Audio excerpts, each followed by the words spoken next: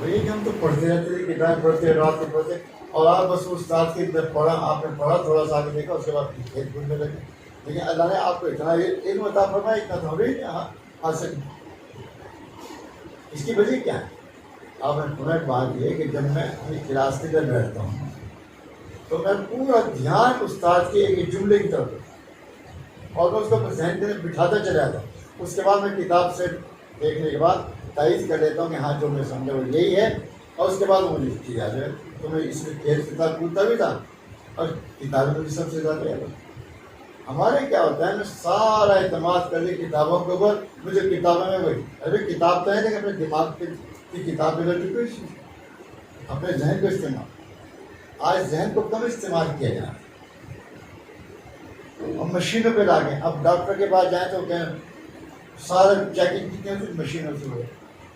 ارے بھائی بیماری تو یہاں سے ہے، یہاں سے پکڑو، پھر اس کو ہی دیکھیں گے. بس مشین میں کہتے صحیح ہو جاؤ، اس سے غلط کہتے تو غلط ہے، کینسر کہتے کینسر ہے کہ نہیں. تو ابھی وہی تماشا دنیا میں اصل ذاتی عرب جو تھے وہ اس لیے توہین سمجھتے. لوگ کہتے ہیں ہم پر حافظہ بیٹھے ہیں، ہمیں کیا ضرورت ہے دنیا بھر کی ان چیزوں کے اندر کہ ہم لکھیں، بس ہمیں یاد ہے.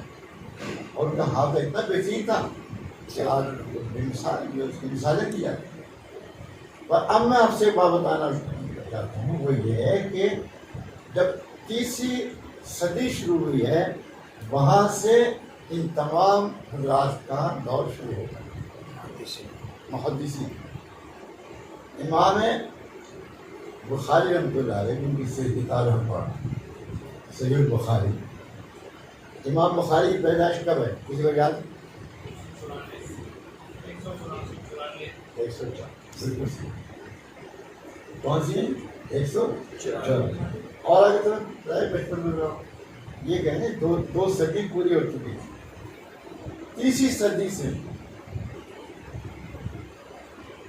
جو دور شروع ہوتا ہے وہ کس کا؟ امام بخاری رحمۃ اللہ علیہ.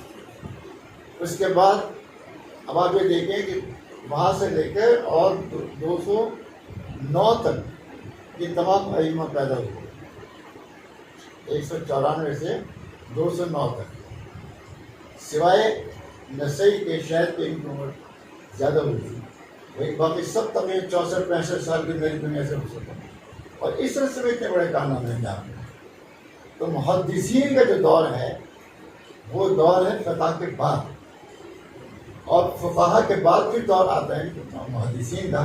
اور الحمدللہ اللہ ہزاروں رحمتیں نازل فرمائے ہمارے حضرات کے اوپر کہ انہوں نے ان کتاب